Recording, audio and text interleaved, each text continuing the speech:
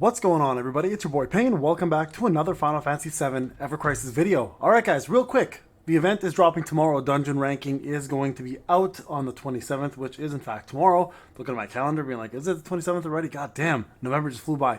Anyways, the point of this video here is I want to go over all the non-elemental weapons, all the water weapons that are available to certain characters, but I do want to go through every single character and give them a little bit of honorable mentions for what weapons could be very useful in this event. Okay, so we're going to start off with Cloud, obviously. We're going to go through this whole thing and we're going to talk about what's available. Now, we're not going to take into account the crossover events. I will mention them, but they won't be on the wish list because they can't be on a wish list.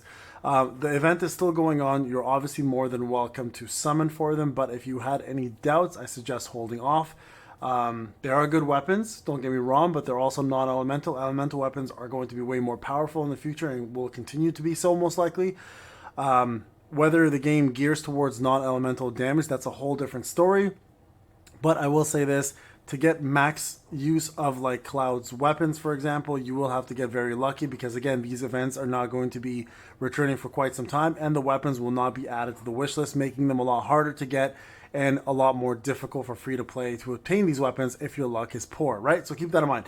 But let's step away for a second from the crossover weapons and talk about each unit's weapons and what you want to bring based on the role. So for Cloud, a no-brainer is obviously going to be the Maritime Sword here. If you plan to be main DPSing this and it is a physical event where physical damage is going to be king, the Maritime Sword with Sea Splitter is going to be your #1 water weapon, hands down. That's going to be it right there for Cloud, that at least specifically for Cloud, right? So if you have a Maritime Sword, build it up. It has incredible water potency as well too, which is a boost you're going to want to have against obviously enemies that are weak against water.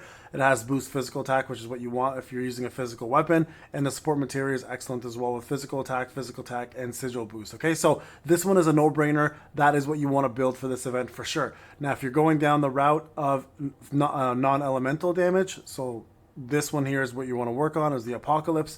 Deals 500% physical non-elemental damage. Again, it's a physical attacking weapon. Boost attack, boost wind potency. These two unfortunately are crappy, but you do get all three physical attack boosts for your material. We'll talk about material as well in a different segment altogether, okay? Now, this is if you're running him as a DPS, of course. You can run Cloud also as a debuffer. You definitely want to bring Hard Edge if there are enemies who are weak against physical attack and they don't have immunities to physical defense down. Hard Edge will be your main weapon.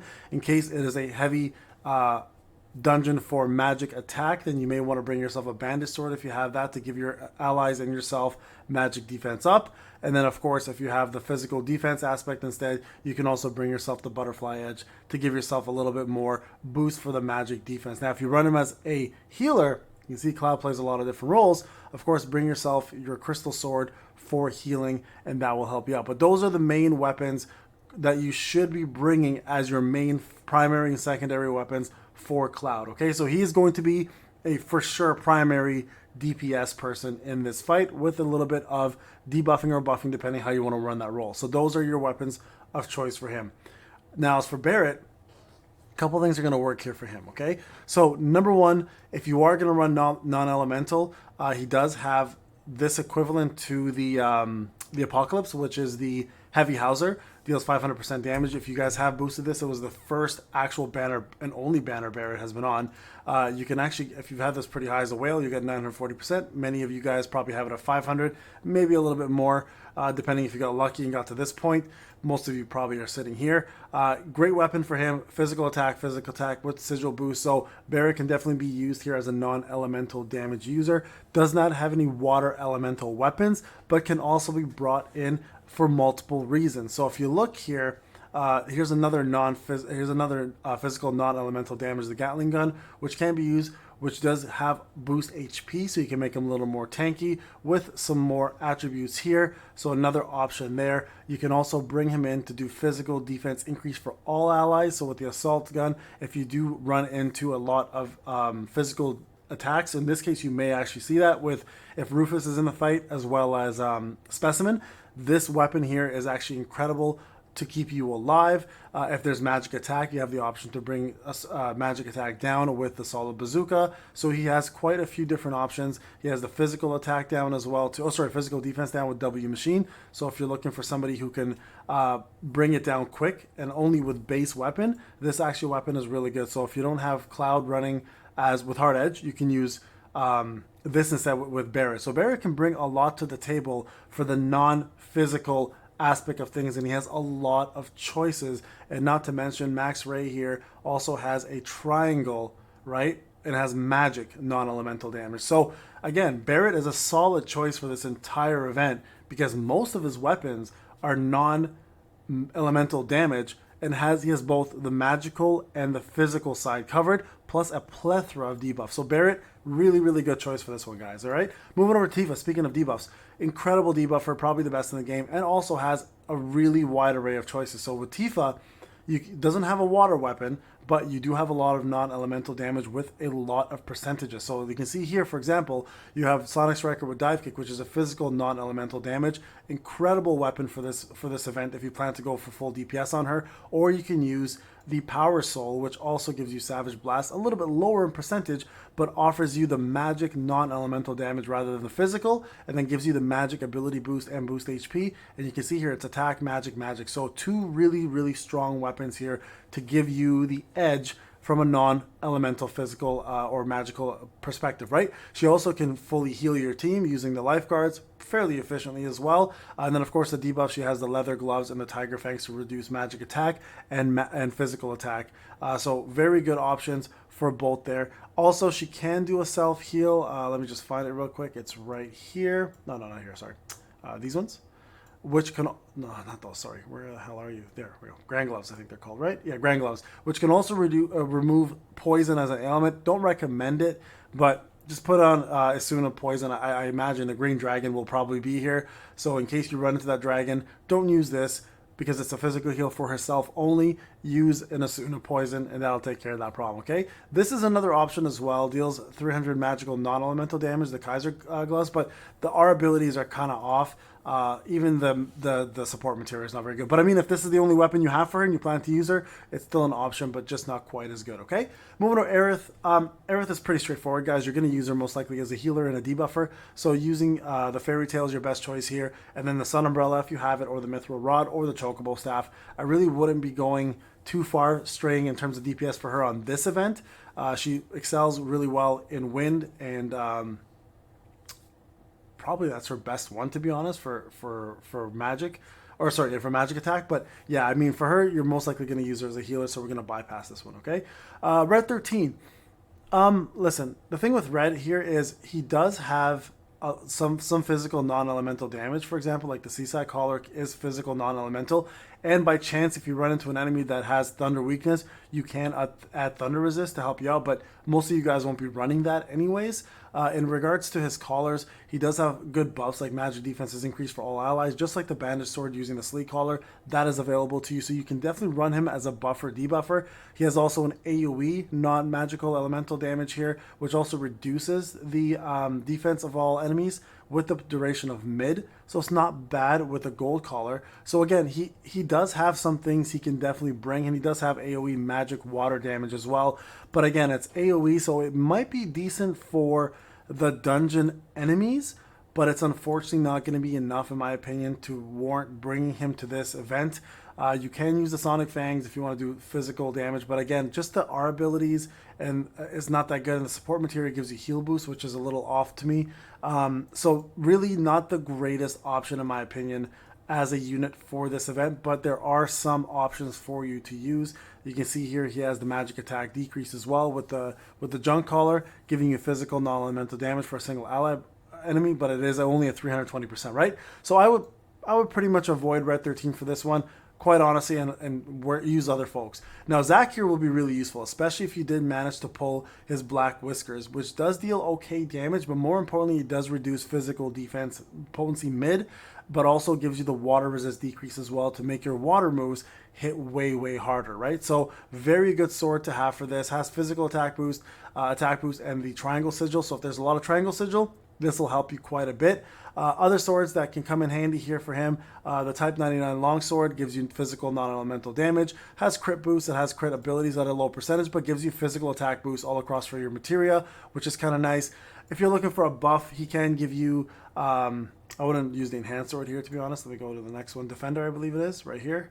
Yeah, Defender, which gives a single ally physical defense up, can go up to potency of high at a really low rate. So if you plan to use him for that, he can be there as a buffer for you. He's got magic fire damage, unfortunately, so outside of that, he really doesn't bring anything else outside of perhaps the Black Whisker and this right here, this Winehander, which can give you 500% physical damage. And of course, he's got this right here, the Arc Sword, which gives 320% magical non-elemental damage. Also, magic defense is decreased from mid to high, so this Arc Sword can be really, really useful in this battle as well. You guys can see a lot of people have non-elemental damage, right? So even the Cutlass can bring, you can bring this and reduce physical defense instead of like Barret, or if you don't want to use Cloud's Hard Edge, this will be a good way to reduce physical defense as well from mid to high. So you guys, I don't know if you guys are noting this trend, but most units have a lot of non-elemental physical or magical weapons, right? And this is just another option here.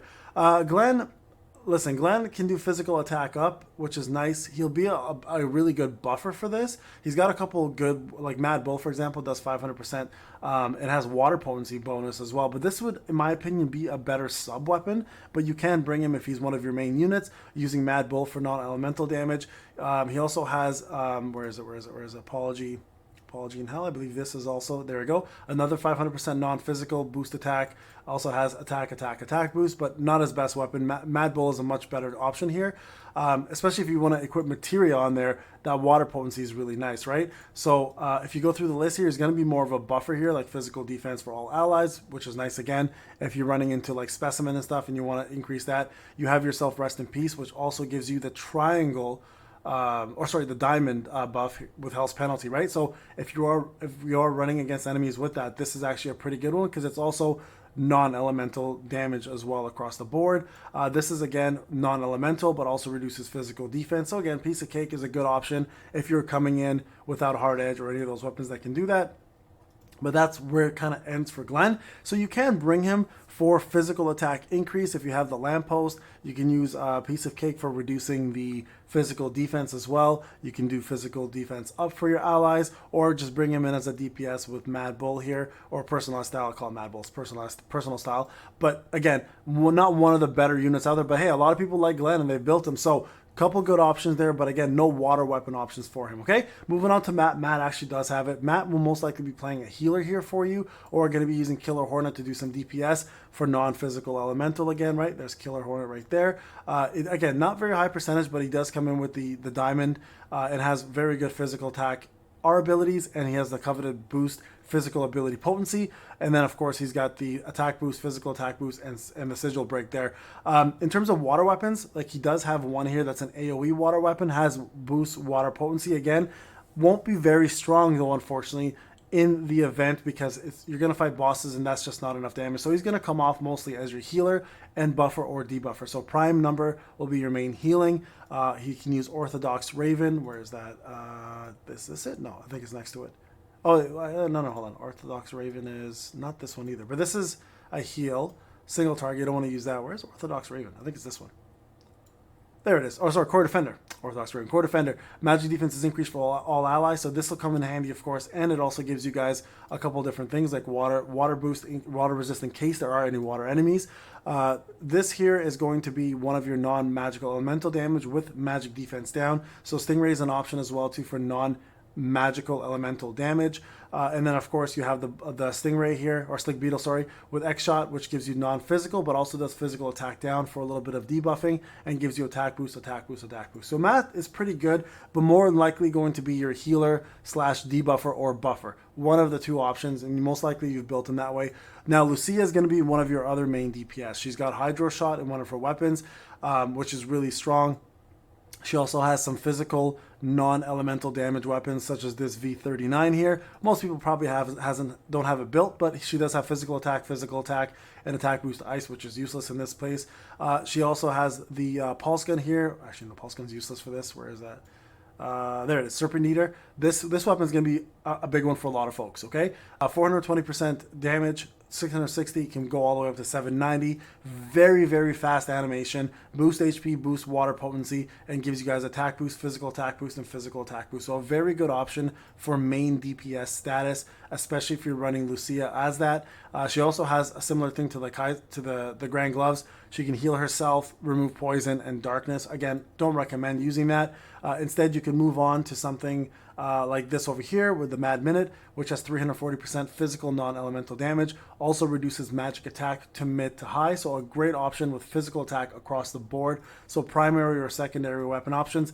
Black Rifle is also available for physical non-elemental damage. Has silence as an option. Doesn't work on bosses, but still decent for enemies with the attack boost across the board. And then, of course, she's got herself the Barn Swallow here, which also does physical non-elemental damage boost, but it has boost magic attack, which is not very good, and it has attack boost across the board. So this is the more inferior of the weapons. And then right over here we've got ourselves magic defense in case you need that for a single ally. Again, don't recommend it on Lucia. You're probably better off making her your main DPS to some extent, having Mad Minute and then the Serpent Eater. You guys are going to be probably set better off in that case. Now Sephiroth here, if we don't include the crossover weapon, really doesn't have much of a role here outside of the physical non-elemental damage with his Shinra Blade. So Shinra Blade here, I think this is it. Yeah, there it is. That does a very high 500% magic non-elemental damage, so that's going to be really useful there. You can bring Northern Lights to reduce physical attack if that's something that's also available to the opponent, and also includes physical non-elemental damage to that as well too. And then, of course, having Nameless here is another option. It's also physical non-elemental and also reduces magic defense, but the Kuja Sword is probably going to be the best thing for him in this fight. But again, we're not going to talk too much about that option because many people are going to skip it. So there you guys have it. That is the full array of weapons for each character. Feel free to go through the list again. I will put timestamps here for you guys, so in case you run a certain unit, you can see what I've talked about and kind of start working on those weapons for tomorrow and get ready to do yourself the brand new dungeon. So best of luck, guys. Hope this video helps you out. I'll talk to you guys in the next one. Take care.